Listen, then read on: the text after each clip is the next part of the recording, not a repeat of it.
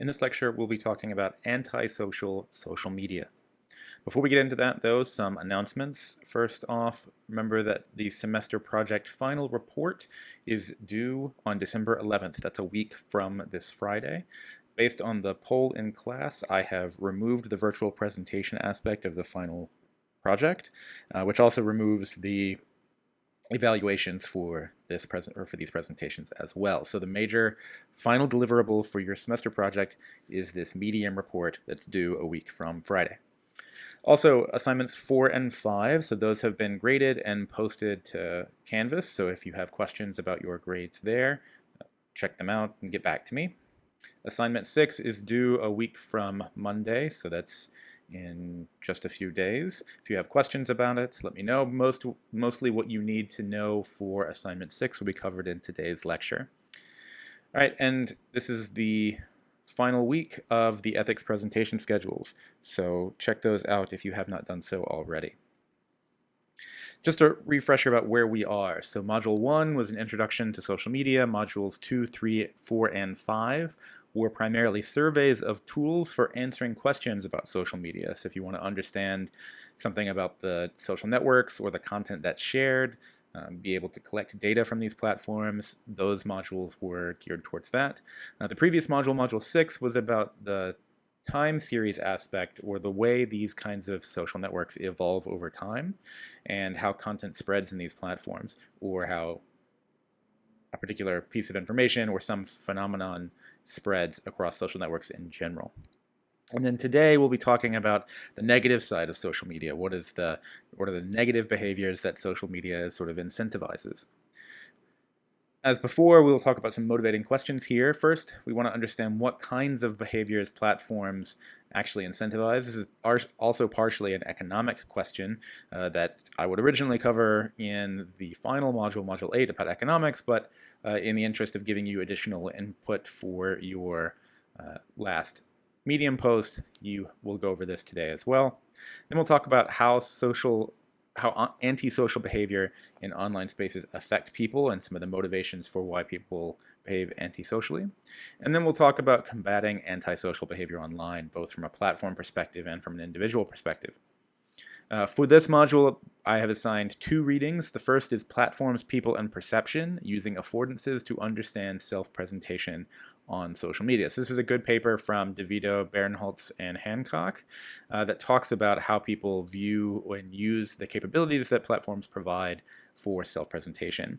It has a good overview of what affordances are, which is a thing we'll talk about in a few minutes.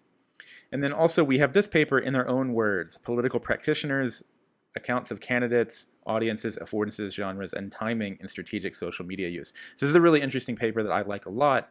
It's a survey paper that engaged and interviewed people involved in political campaigns about how they use social media platforms, what their choices were for particular platforms, why do you choose to post on Twitter versus Facebook, along these lines, these kinds of questions. So I encourage you to read this as well.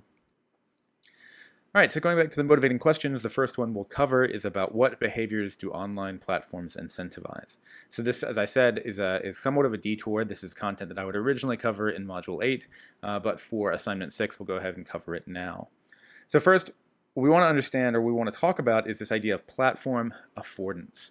So when we talk about an affordance, what is an affordance?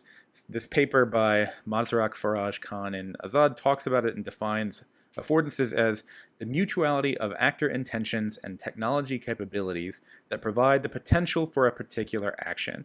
So this is sort of a jargony way of saying really what sort of behaviors does the technology enable.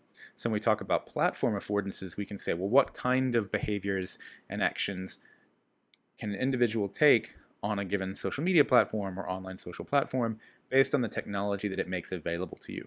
So you can abuse technology in a bunch of different ways, sure, but generally the idea is affordances or behaviors that are not made available or facilitated by the technology are not going to be readily adopted, whereas behaviors that the technology makes easy are more likely to become more pervasive behaviors on the platform. So this is actually an excerpt from the DeVito, Barinholtz, and Hancock paper that talks about different kinds of affordances. The concept of affordances have been around for a long time, almost 30 years now.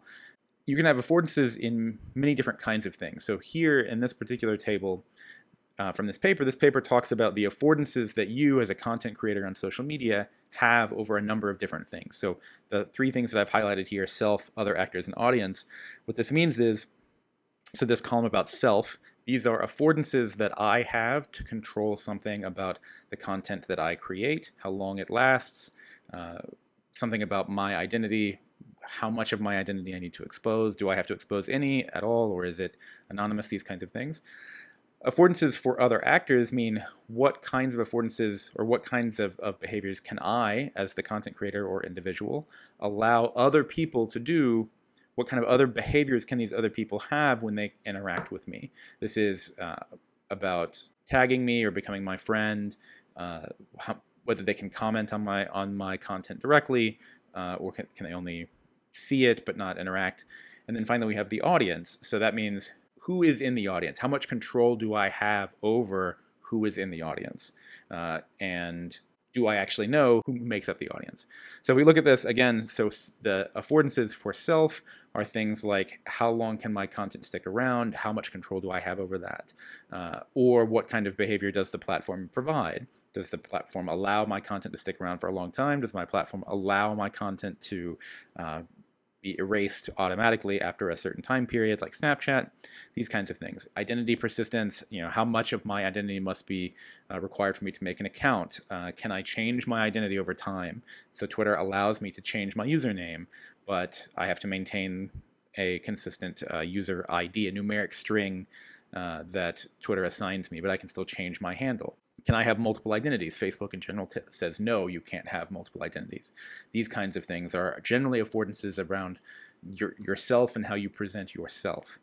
As I mentioned, these affordances for other actors are about how other people can engage with you, whether they can tag you or can they become your friend without your approval. So on Twitter, for instance, I can follow somebody and they don't have to approve my following them. But this is different on Facebook, right? I have to approve friendship requests. Likewise on Snapchat, generally you have to approve Snapchat requests before people can follow you or see your story, these kinds of things. And audience affordances we've talked about to a degree. So audience transparency, who is in the audience, can I understand exactly who comprises this audience. So on Twitter, because Twitter as a platform is more public, the audience can be anybody. I have no control over who that audience is, and I don't really know anything about who that audience might be.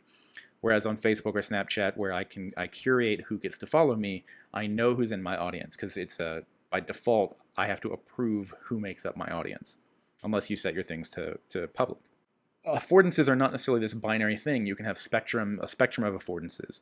So if you think about affordances around time, what does this mean? So you could have a spectrum of behaviors or technological affordances that have nothing to do with time, that something about the platform really doesn't have anything to do with actual passage of time.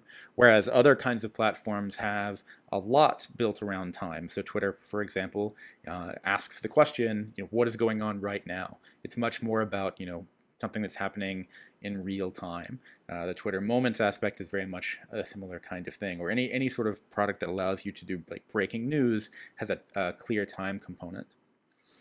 You could also have other kinds of affordances around identity that we've already talked about in the self-presentation, from the self-presentation paper. So you can have anonymous to known kinds of identity, where I can engage on a platform in a totally anonymous way, or I am required to provide identification information. There's a spectrum therein as well, right? So maybe I have to provide my email address to create an account for a particular platform, or I have to provide a phone number, which is slightly harder to get than an email account, or I have to provide a copy of my driver's license, which is even more of a high bar that we have to cross. So there's all kinds of gradations here in the different affordances that you can have around time, identity, or other axes as well. So if we want to talk about this in terms of the platforms that you know about, we can actually place them on this spectrum to some degree. So Facebook is not necessarily time irrelevant, so your feed generally has some time component, but it's not clearly real time. The content that you're seeing is not necessarily temporally ordered, though it used to be early on in the Facebook world. You had a clear temporal stream, where the top post on your wall or the top post in your feed was the most recent post that you could see. And over time, Facebook has moved away from that, primarily because they claim that you would never have enough time to view all the content that's posted by your friends on the platform, so it's important to be able to optimize for friends that you want to see more than others. And that allows them to sort of shuffle around the kind of content where content from really close friends may be higher up in your feed, even though it could be older than content from less close friends that has just recently been posted. But in terms of identity, Facebook requires a lot of identity information. So you can't really have, in general, you can't really have an anonymous Facebook account. Facebook wants to know who you are. They want to identify and make sure that each individual only has one Facebook account. If they get a sense that you have multiple Facebook accounts, then they're very likely to ban those accounts for violating their terms of service. Twitter is sort of less. You don't have to have as much identity information to use Twitter, and it's definitely more real time, right? Whereas Reddit is clearly more anonymous. So Twitter has the idea of verified individuals on the platform. My username or my handle is my name on Twitter. So Twitter has a norm, not necessarily a behavioral affordance or a technological thing that is required, but it has a norm of the platform that I can share my Twitter handle. I put that in my slide deck, for instance. But Reddit, on the other hand, has a very different platform norm. Generally, people do not share their Reddit handles, and you don't generally see Reddit handles that have people's names in them unless they're celebrities doing AMAs. In fact, you see lots of explicitly anonymized Reddit handles through throwaway accounts. So it's clearly more anonymous than the other platforms. And the role of time is a little bit different in Reddit. So Facebook and Twitter are more about what your friends are saying recently. Reddit, on the other hand, is more focused around topics. So there is some aspect of timing information in the way that Reddit ranks content in a particular community, but it's not just about time. In fact, it's much more about how the community has voted or evaluated a piece of content. So you might see the most popular content in a given subreddit is 19 hours old, and there's much more newer content on the platform, but it's not going to be the content that you're likely to be exposed to. Telegram is very different. It's designed to be anonymous, and it's very much real time. Snapchat is more real time than Facebook and Reddit, because it's more of a synchronous kind of semi-synchronous communication platform. But it also has this aspect of having some identity or known aspect to it, because generally you have to use a phone number to use your Snapchat account, or your Snapchat account is generally linked to a phone number, and you generally need to know who the people are, or want to know who the people are who are engaged with your Snapchat account. On the other end of the spectrum, you have something like GitHub, which is not generally what you might consider a social networking platform, but it does have this peer production aspect. So it is, in some sense, a social media kind of platform, though the media is not text or images. It's software, or whatever, many other things that you can share on GitHub now. But it has nothing really to do with time. There is some time aspect, but in general, it's not keyed into, this is the most recent or the newest code ever kind of deal. Whereas Twitter may be more like that, and there is some value to having a known identity on GitHub as a platform. People can identify themselves and connect their GitHub account to other platforms, for instance. And Wikipedia, another kind of peer production platform that you may not really consider as a social network, though in some cases it does fit that mold. Who the Wikipedia editors are, contributors are, it doesn't really matter. It's an anonymous kind of platform. You can create wiki pages, you can edit wiki pages without really having to identify yourself. There's not a huge amount of time aspect, so the Wikipedia page for philosophy is relatively robust to the passage of time, right? Certainly new ideas come out and new technology or new discoveries are made that update pages about science, or new events happen that update pages about people. But the central core of the Wikipedia platform isn't really about time. Now, If we swap up the axes that we're looking at, so before we looked at time and identity, here we can look at persistence and visibility, and we can actually get a very different ordering. So if we look in that horizontal axis as being persistent, how long does your content stick around, we can reorder.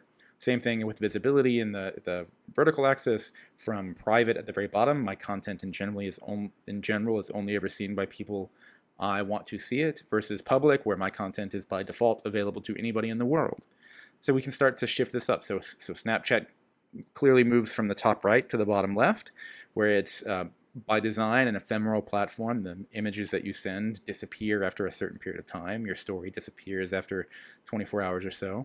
And it's generally private. So you can have public stories. You can share to the My Story aspect, but in general, it's a private platform.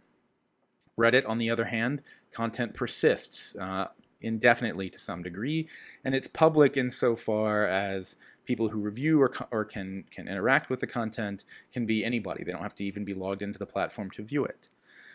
Twitter is the same, but even more public. So it's designed to be, the content sticks around. It doesn't get deleted. It does have an aspect where old content is very difficult to find, but it doesn't get deleted. And it's also very public in this regard. Telegram is somewhere in between in the persistence scale, between ephemeral and persistent, where message history can be kept, or it by default will get deleted over a period of time. GitHub is clearly persistent. The whole idea is the code that you create sticks around. The version control system allows you to go back to any point in time. The visibility is somewhat between private and public, because you can create private repos, but probably by default, or more by default, the repositories you create GitHub are public. Wikipedia is same, top right kind of deal. Content sticks around. The content that you're creating is definitely public. It doesn't make much sense to have private Wikipedia pages. And then Facebook is more private, but still persistent, right? So who gets to see my content in general is the audience of my friends. So we just talked a lot about the different kinds of affordances and how you can reorder these platforms based on their affordances. But really what I want you to take away is the different affordances that the platform offers. So how the platform deals with time, or how the platform deals with your ability to control the audience, or how the platform lets you set your content to expire, or how much information it requires for you to create accounts. All of these different affordances incentivize different kinds of behavior by the people who use them, by the people who use these platforms. And a lot of it's based on, well, I'm coming to a platform that has a particular set of affordances, so then I will use those affordances in a way that makes the most sense, or allows me to be lazy and exploit the affordance in some way. So it doesn't make a whole lot of sense to go to a very private platform to start some social movement, right? It makes much more sense to go and utilize social capital on a place like Twitter to try and start a movement, whereas going to some private platform like Telegram, maybe that makes less sense unless you're first trying to build some grassroots movement. Likewise, if you're trying to share imagery of of some craft that you're creating, it doesn't make a whole lot of sense to go to a platform that's primarily text-based. You'd want to go to a platform like Instagram that allows you to share imagery. Or if you're doing webcomics or video, you'd want to go to a platform like YouTube that has as an affordance this primarily enables the sharing of media, whereas other platforms primarily work on text. But the lines are not binary or extremely stark. There's, like I said, a spectrum here. So let's look at some examples. So what are the affordances in Snapchat? Well, the main one that you'd say, like the key aspect of Snapchat, is this idea of ephemeral content. That content that I share with my friends does not stick around. Eventually it goes away. Now, how long it is available there is sort of up to me, but the platform provides defaults for this. And there are definitely other affordances in Snapchat as well, based on how you curate your audience, the idea of direct messages to your friends. Now you can do groups in Snapchat, or your story, that are all slightly different. But the key aspect in Snapchat is ephemeral content. and content that's meant to be private, right? So when Snapchat first came around, that incentivized a particular kind of behavior about what Snapchat was for. And I think this still persists to some degree. So though Snapchat's not really, it's clearly not only used to share illicit photos, that was definitely the original kind of use case that a lot of people saw in Snapchat. And that drove a particular kind of perception of the platform. So a couple of years ago, I was doing a study with some people at the University of Maryland, and we wanted to understand how much would it cost to get people to share their social media content, regardless of the platform. And I talked to a number of undergraduate students and asked them, how much money would it cost to get you to share your Snapchat content? And while they would be willing to share their social media content from Facebook, asking people to share their content from Snapchat, people became very uncomfortable. And I got more than one time the answer, no amount of money would convince me to let you share or let you collect my Snapchat data. Maybe my story, but not my Snapchat data. Because the whole point of the platform is that the content goes away and is private. Now, in contrast, Facebook is very different. So you have a core set of friends that you set as your private audience. So in general, by default, your profile on Facebook, or most of your profile on Facebook, is only viewable by your friends, maybe friends of friends. And the content that you post on Facebook persists. But it's not like Snapchat in that your content gets deleted. It's not like Twitter in that your content is publicly available by default. And in general, at the beginning of Facebook's, right, when Facebook was first created, it was for connecting people who were in close proximity to each other or who had attended the same university. So it's very much it was a closed kind of platform. And now Facebook has a bunch of other things like pages and groups that allow for more public kind of behavior. But at its core, Facebook is about providing persistent connections to your friends and sharing content among your friends. Again, Reddit's different in that it's primarily an anonymous but semi-public platform. Content's ordered by topics. This is a really key aspect of Reddit, that rather than being something like Slashdot, which is an old platform or an older platform that had the same sort of voting mechanic that Reddit had, Reddit took that voting mechanic and then grouped things into cohesive topics. You can create subreddit communities around whatever kind of topic you want, and then content in those communities can be ordered by, or by default is ordered by, how people have voted on that content. It's a way to do like crowd evaluation of content quality. Whereas other platforms like Facebook and Twitter and Snapchat are generally organized around the social aspect or the individual. So I'm posting to my feed and I'm tracking other people's feeds, or I'm posting or I'm sending snaps to my friend or a group of friends. So there's clearly a very different kind of curation and ordering aspect here. 4chan is one of these sort of fringe platforms that's been around for a long time, but has a very different set of affordances. So like Reddit, it's anonymous, but goes even more so. So generally with 4chan, you don't have the idea of screen names. You can create a consistent name on 4chan, but in general, the vast majority of people on 4chan have no identifying or profile aspect or identification material here. 4chan's public in that you can go and look at the boards, but it's ephemeral by design. The content sort of expires after some amount of time based on how popular it is. But by design, the platform doesn't maintain or keep up with the content that's posted. So those are four really different ones. Again, Instagram is very different. It's primarily image-oriented.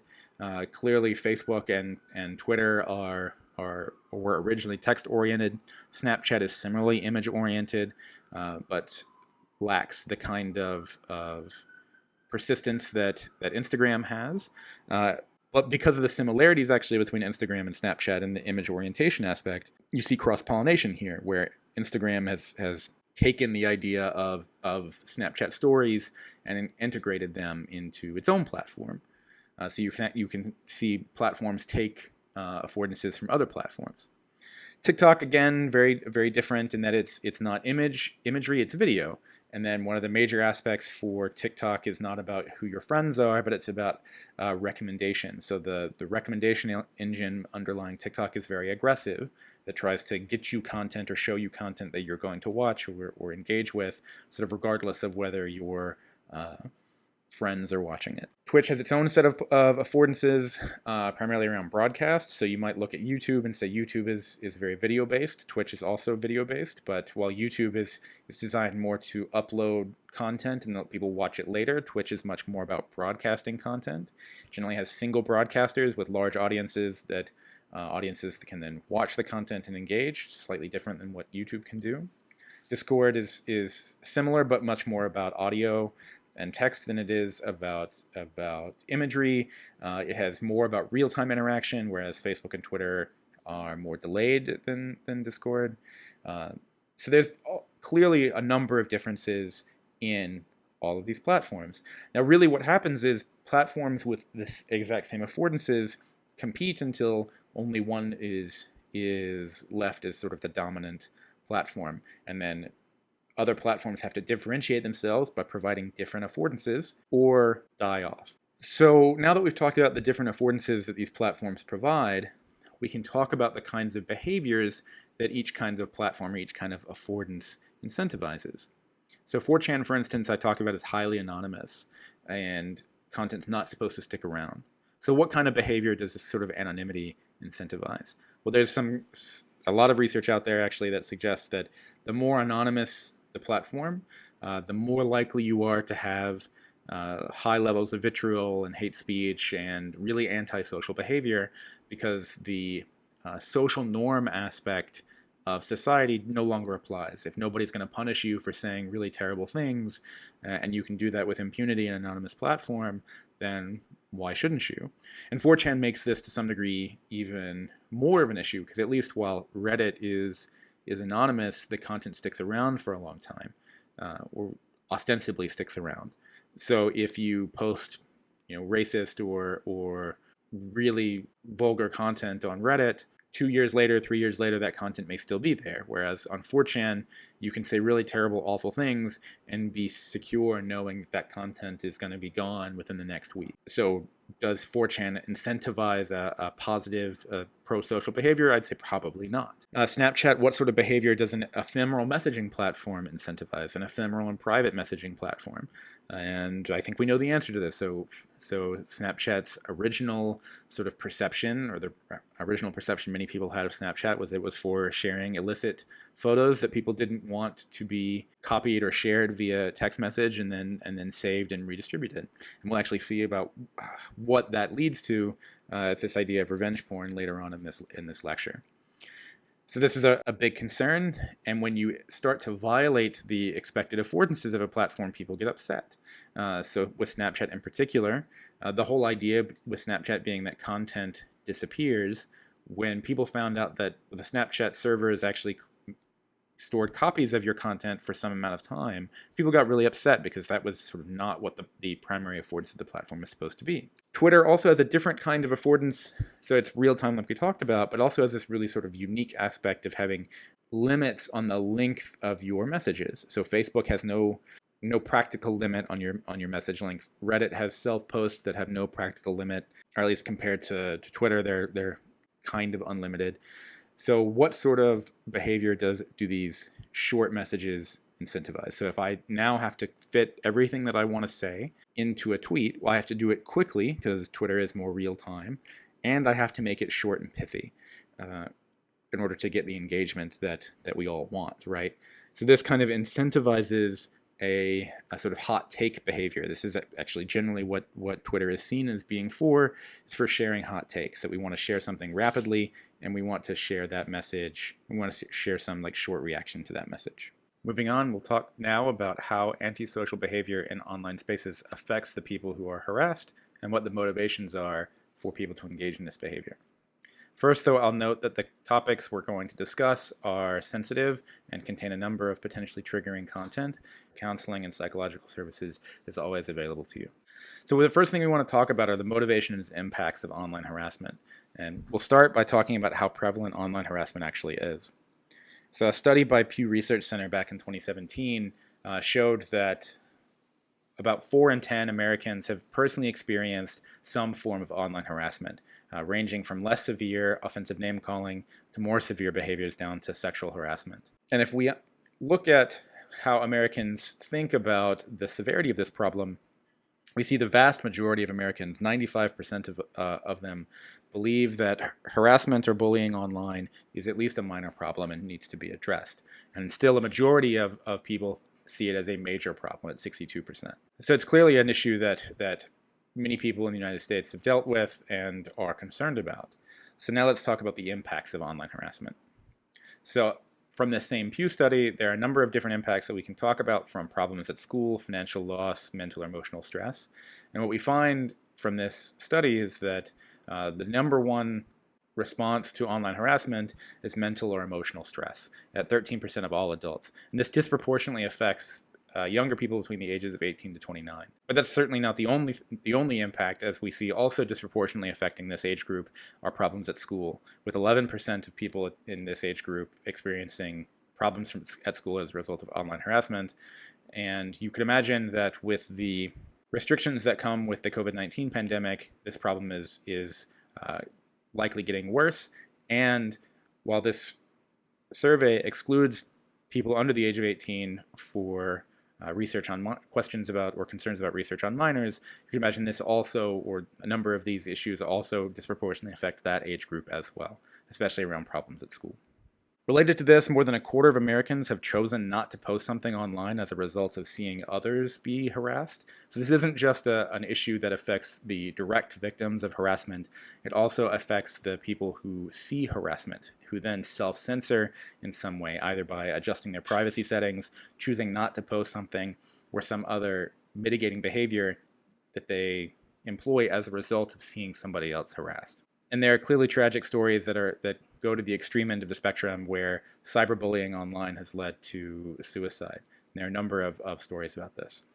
A study on this actually found that peer victimization was related to both suicidal ideation and suicide attempts among children and adolescents. Cyberbullying in particular was more strongly related to these issues than compared with traditional bullying. And you could imagine a number of reasons for this. Primarily around cyberbullying can take place in one-on-one conversations. There's less opportunity for somebody to step in, for a bystander to stick up for the victim being bullied. So this is also a significant concern. So now we want to understand or talk about, who does online harassment like this affect? So we've already seen this graph about the different kinds of online harassment that you can experience, and we talked about how it differentially affects people by age group. We can also break this down by gender. And surprisingly, what we see is actually men in the United States are more likely to experience online harassment than women, but the kinds of harassment that the different genders experience is significantly different. So if we break this down into the different kinds and compare what we see in terms of male versus female, or men and women, we see that women are much more likely to experience a severe form of online harassment, from being stalked or sexually harassed. It had an incidence of 2 to 3 times the incidence of men. And there are other kinds of online harassment issues that are also driven by gender. So one such is revenge porn, where 90% of victims of revenge porn were women. The vast majority of people who are victims of revenge porn have suffered some significant emotional distress as a result, and about half have been harassed or stalked by other people who have seen their material.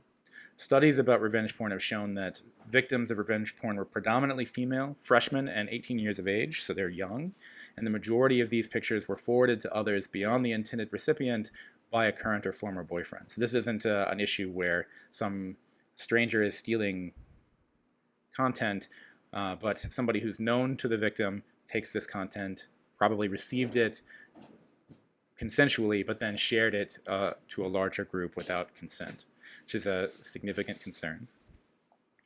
But issues like revenge porn are not the only ones where online harassment is disproportionately affecting women. So this study from 2012 talks about communication in online gaming, and they find that on average, players who have a female voice received 3 times as many negative comments as an individual with a male voice, or no voice at all. So that's particularly concerning, that women actually should not engage, or actually incentivized to not engage, because people who have no voice are less likely to receive negative comments. A study from 2011 about cyberstalking in the UK likewise found that women are nearly twice as likely to list fear of personal injury as their foremost concern while interacting online, followed by fears related to their reputation. And this is unsurprising when you talk about issues of revenge porn or people who are being, or women who are being stalked or sexually harassed in a way that men are not. So, unsurprisingly, attitudes towards online harassment likewise vary by gender. Where men see online harassment as less of a problem than women, though still a majority of men see online harassment as a major problem. And offensive content, men find actually the majority of men think it's taken too seriously, while a parity of women find it as both excused as not a big deal and taken too seriously. So these are some of the impacts that you can have or that you might observe from online harassment. But now let's talk about why people harass others. So what can we understand about why people get harassed? So again, from this Pew study, we can look at the different kinds of harassment that people receive or the different things about which they are harassed. And one of the things we find is those who experience severe forms of online harassment are more likely to be targeted for personal characteristics, things like physical appearance, gender, or race and ethnicity. Although in fact, in the United States, the number one reason why people experienced harassment online was related to their political views. Again, this study was published in 2017, and you can imagine as partisanship and polarization has increased over the past 3 years, that this problem has just become even more significant. But it's not just about political views, and online harassment is also a reflection of real world and offline biases in the population. So we see here 1 in 4 blacks say they have been targeted with harassment online because of their race or ethnicity, as have 1 in 10 Hispanics. We compare this to the share of white people that were surveyed in this Pew Research survey. They have only a vanishingly small percentage at 3%. So there's also a very big differential here, not just by gender, but also by other demographics. So now we've talked about the motivations and impacts of online harassment. We want to bring this conversation back to affordances and the platforms that we discussed earlier, and ask this question about whether the technology that's provided in online social media environments enables or supports online harassment. There's actually a major concern that because of the way Twitter is developed or the design decisions that were baked into Twitter initially, that it really is that harassment that people experience on the platform is really part and parcel of how Twitter operates.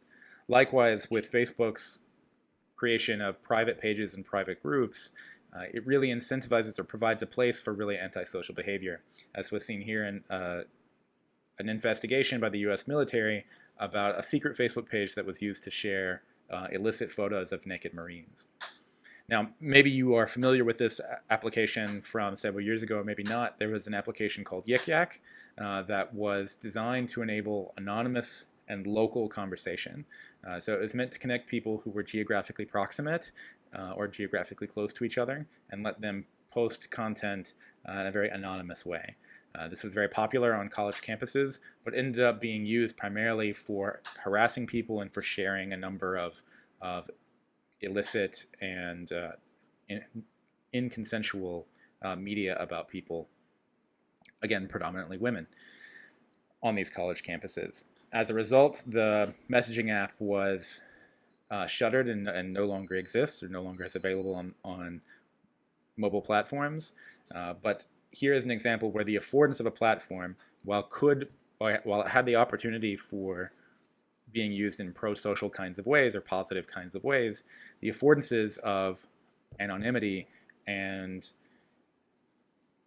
being able to engage and share content about people who were all close to you without identifying who you were ended up incentivizing very negative behavior. Likewise, environments like the dark web that are meant to be anonymous oftentimes end up leading to this kind of antisocial behavior of again, sharing illicit content, though there are definitely pro-social and positive reasons to have online spaces like the dark web or anonymous spaces, especially in authoritarian regimes, which is why the technology for the dark web was created. It still does incentivize or provide a space for people to behave in a very antisocial way. Reddit did the same kind of thing when, in 2017, a number of celebrities had their private images leaked, and then many of these images got posted to Reddit, where they were eventually taken down. And again, all of this content was predominantly affecting female celebrities. As a result, there's been a push by governments, both at the state level and at the national level, to address issues of these kinds of, especially image-based abuse from revenge porn or people having their images taken and shared without their consent. This is one from Australia, and legislation was introduced in California as a way to protect victims of what's called cyber exploitation. So we can ask this question about how might technology support online harassment? So we've talked about anonymity. A real concern when a person has their particularly sensitive content taken and shared is that this content then stays around online for long periods of time, that it's can be highly visible. So once a celebrity has their content stolen and shared online, it's only a few searches away from some random person finding it. But also, a real concern is the economic impact of this. So there's a clear market for this kind of illicit content. So then people can create websites to share this content and then monetize them through ad revenue.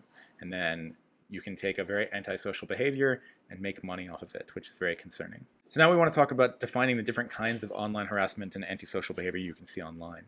So some of the types of harassment that we've talked about. So we saw the Pew Research Center's breakdown of less severe harassment, including offensive name-calling and purposeful embarrassment, versus more severe harassment like stalking, physical threats, sexual harassment, and sustained harassment over time. But this is kind of an odd breakdown or a breakdown that one can rightfully criticize. So for instance, offensive name-calling can include examples of being called offensive names in online spaces, but purposeful embarrassment can also include having your private content shared without your consent.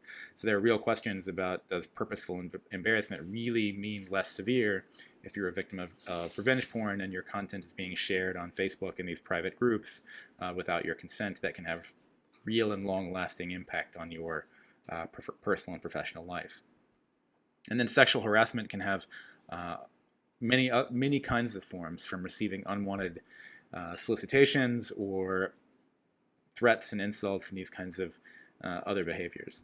But it's not just a question of the type. We can also talk about the frequency of online harassment. So just having one message sent to you that is egregiously vulgar or harmful or racist, how does that compare to many and constant, less vulgar or less obscene or less overt messages of harassment? So on the left, we have consistent misogynistic content about having telling a woman to go back to the kitchen, comparing this to one single message that's clearly and overtly negative. The constant exposure to even low-level misogynistic and harassing content will still have a long-term effect that maybe this one single post may not. So the main takeaway here is, just because content doesn't really rise to the level of being clearly egregiously awful doesn't mean that it's somehow benign. But this leads into a hard question. If it's not just looking for these obvious cases where keywords or obscenities are being used for harassing purposes, how do we actually identify harassment? So some rules that you might want to use, so you can look for keywords of dictionaries that might capture some of the really clearly vulgar or clearly obscene or clearly misogynistic content. But you can also rely on human assessment. So you can ask people to evaluate this content for you, which is actually what Facebook does with its third-party fact checkers for political information, and with its now and growing set of online moderators. In fact, Reddit also relies very heavily on volunteer moderators to provide human assessment as well. And partially this is because there's real difficulty with relying solely on keywords and dictionaries. First off, it's not entirely clear how particular kinds of keywords get used. Sometimes they can be used in a very misogynistic or very aggressive or harassing kind of way, but otherwise they can be used in an affectionate way. So bitch is a very good example of this. It's one of the most commonly used words on Twitter, or was for a very long time, and is not often used, or is not clearly often used as a way to harass somebody, though it definitely can be, as we see another example here. Likewise, sending illicit images clearly doesn't have a keyword component. So if somebody is sending you illicit or unwanted photographs, That's still a clear form of harassment, but keywords aren't going to stop it. And then the kinds of content or the kinds of textual messages that you may send that are threatening may not include clear and overt messages of vulgarities or obscenities. So when we go back and do this comparison between this single very vulgar message and this like constant barrage of misogynistic content, well, the comment of go back to the kitchen in and of itself is not necessarily a clearly misogynistic message, but if you put it into the context of this larger conversation, then it clearly is, but it's difficult to identify just by keywords.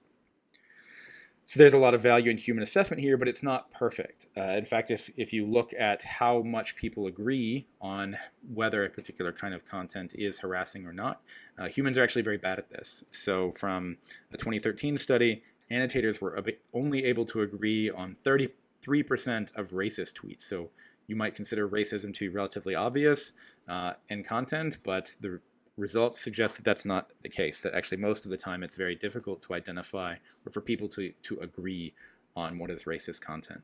And this actually goes back to similar issues that have appeared before the Supreme Court around pornography, where a Supreme Court justice famously said, I can't define pornography, but I'll know it when I see it, as a question about does art that includes nudity rise to the level of pornography. So the context here matters a lot, but makes this task of identifying harassing content very difficult. But harassment's not the only kind of antisocial behavior that you can see online. So especially since 2016, we've had concerns about mis and disinformation, online influence, and influence campaigns. And this problem is only increasingly prevalent in the online environment, where this study from Oxford and the Computational Propaganda Research Project found that from 2018 to 2019, we saw a 150% increase in the countries that were launching social media manipulation campaigns. So this is similar to Russian interference in the 2016 election, or governments targeting their own citizens for manipulation, or targeting citizens abroad or foreign countries in some form of online information campaign. But this isn't anything new, actually. So propaganda and astroturfing has been around for a long time, and the online world has just made this easier. So this is a paper from 2011 that talks about astroturfing and microblog streams. One of the most famous or infamous kinds of political astroturfing didn't use social media directly, but used Google and the idea of a Google bomb. So in 2003, Rick Santorum, who was running for president at the time and was a member of the Senate, made a comment, or was known for comments about or being anti-homosexual. As a result, a campaign emerged to take his last name and equate it online with a sexual topic. And then when you would go and Google Rick Santorum, one of the first results would take you to this definition rather than the individual, which caused clear consternation for Senator Santorum. And this issue has only become increasingly sophisticated or increasingly problematic as disinformation campaigns move beyond just simple Google bombs or trying to connect or associate potentially unsavory topics with individual names. In 2016, we had the Russian disinformation campaign and electoral interference in the U.S. presidential election, and we are continuing to learn more about this campaign itself, and we know that these kinds of campaigns are becoming increasingly sophisticated and don't just target individual online social platforms, but target many of them simultaneously with the goal of not just advancing a particular preferred candidate, but genuinely undermining trust in U.S. institutions or institutions of a target country. And the kinds of comments you may see being exploited by these online influence campaigns can make this content actually really difficult to spot. So here's a selection of 7 different tweets, many of which were associated with a disinformation campaign or an online influence campaign. So I'll give you a few seconds to look over these tweets, and I want you to try and figure out which one is the legitimate tweet out of the 7.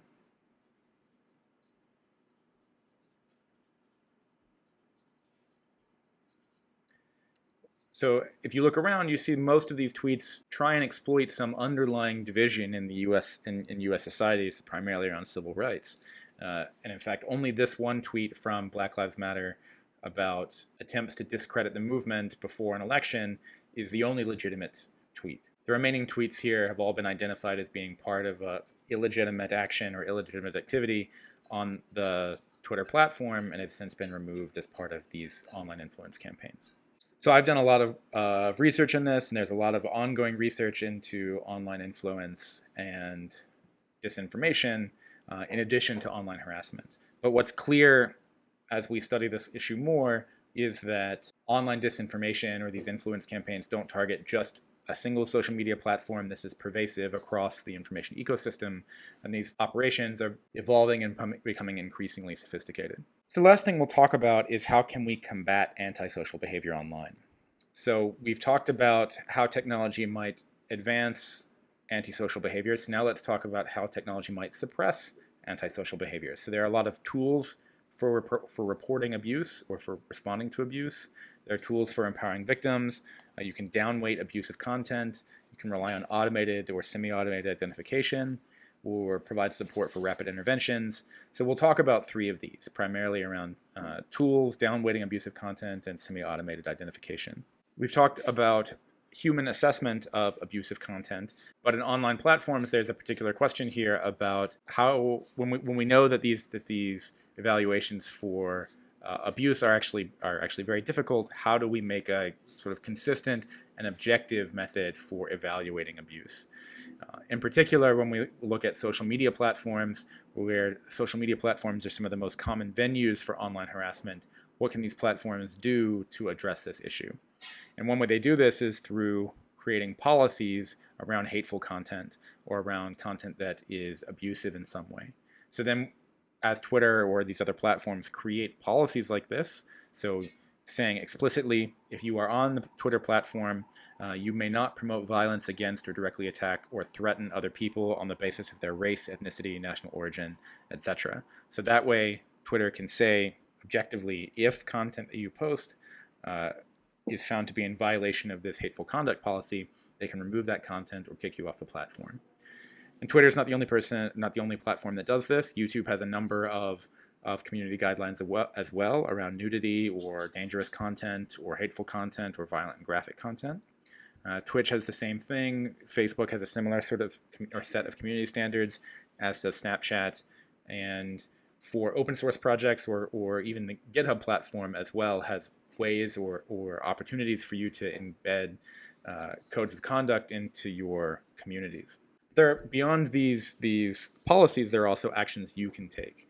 So there are personal actions like blocking attackers or reporting abusive content. Twitter makes this available, makes this functionality available to you very easily. So you can click on a particular tweet and then identify how you want to respond by blocking a particular account or muting that account or muting that conversation. Facebook has a similar kind of evaluation as well. But clearly, relying on individuals to sort of protect themselves is not the best solution. When we talk about harassment and how it disproportionately affects women and people who view or are bystanders to harassment who then self-censor, one of the things they do is just disengage from the platform completely. So the platforms actually are incentivized to provide safer places where this kind of harassment or behavior doesn't happen. So how can they do that without relying on individuals to sort of self-report when they're being abused? So one way is through machine learning. That we've talked about this already, where we take a number of samples of content that individuals have assessed or labeled and build some machine learning model around it to help us automatically identify this content. To use a machine learning model, though, we need to rely on manual coding, which we've talked about in terms of the difficulty in this assessment. But you could imagine being able to do this at least in some relatively objective way, and then being able to filter out samples like going back to the kitchen while keeping examples that include expletives that are clearly about being or expressing some positive sentiment about happy birthday, while kicking out or removing or filtering these other two messages that are clearly aggressive. But that requires individuals to be individuals to be exposed to this content, which is problematic. But then we can then build these automated systems around this labeled data and reduce the overall exposure to this kind of content, where then these machine learning models can be built into your mobile platform or into your client, and as this content comes into your client can then filter it out, which is valuable. And there are a lot of data sets for automatically identifying abusive content. So here are 4 examples. The one at the bottom from Tom Davidson is actually one of the better ones that is available, that talks about both hate speech and offensive language and differentiates between them. But there are a lot of limitations to these kinds of approaches. So you could imagine that there's a temporal component here. So language clearly evolves, especially when individuals learn or know or become aware that you're using these kinds of models. And once these models have identified that a particular phrase or keyword is related or associated with harassment, then these individuals can just move to a different language or change their language in some way. How you intervene is also difficult. So once you have identified a particular message as being harassing, well, that's probably not the only message that the target or the victim has received. But how can you intervene in a way that's reasonable, or in a way that doesn't cause more harm? And you could especially imagine this in a cyberbullying environment with minors, where you would need to be monitoring content from minors to identify cyberbullying attempts, but at the same time, you're monitoring minors, which is problematic. And if you tell a minor that they're being subjected to cyberbullying, what happens if you're wrong? And it requires, as I said, some degree of human exposure for labeling, which is already problematic, because then you're putting a large amount of exposure on a small population, which can, and we know from other research that constant exposure to this kind of behavior leads to burnout or negative effects on the moderator. And there's clearly an ongoing debate about whether building such automated systems is equivalent to censorship or weakening free speech. I think providing automated systems for reducing the level of antagonistic or vitriolic content online is definitely a pro-social thing, but there's a non-trivial portion of the population that have this concern. And then all of this doesn't address issues of imagery, because all of that, all the limitations that are, the majority of limitations that I described to you are primarily about language, but images being sent unsolicited or being sent without consent remains a problem. And there's additionally a whole set of work about what kinds of behaviors drive perpetrators to engage in harassment. So there's a number of studies, both in the psychology realm and in the online communication realm, about what kind of behaviors really incentivize harassing response or troll-like behavior, and can we identify and intervene and prevent these characteristics from manifesting prior to the harassing behavior. So we've talked about these different technologies that might suppress online harassment, but I want to make close the loop here, close the circle, and say really all of these kinds of mechanisms are themselves different affordances that the platforms can offer. That by providing tools for reporting abuse, then that provides a capability that then enables a behavior by the user, that the user then can respond or report abuse in ways that they wouldn't without these tools. And there are many platforms that are providing these kinds of affordances now. So Facebook has methods for addressing false information through independent fact-checking. Twitter has not just all of the reporting capabilities that I've mentioned, but also they've now expressed much more will in identifying and labeling content, even from public figures, that violate their rules about civic behavior and electoral integrity. And YouTube also engages in a number of different things to try and evaluate and improve the quality of the content that is posted on their platform and provide people with additional context. So if you have ever seen YouTube videos about moon landing conspiracies or 9/11 conspiracies, oftentimes these videos get additional context boxes from YouTube that lead to either the Encyclopedia Britannica or Wikipedia or some authoritative source that discusses these issues. So really all of these are about affordances or new affordances for increasing information quality on these platforms.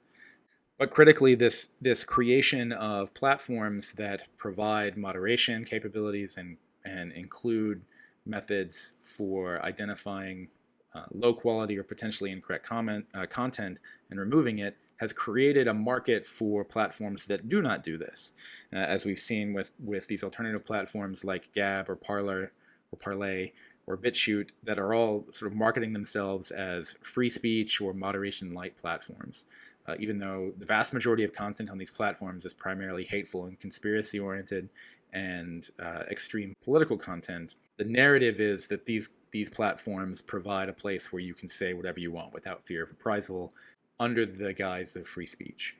I have a particular opinion about the lack of value of these platforms and how the existence of these platforms incentivize antisocial behavior. It's clear that a market has been created for these platforms because of the push to improve information quality online. All right, so that leads us back to the beginning where we talked about what behaviors do online platforms incentivize, how does antisocial behavior in online spaces affect people, and how can we combat antisocial behavior, both harassment and misinformation and online influence.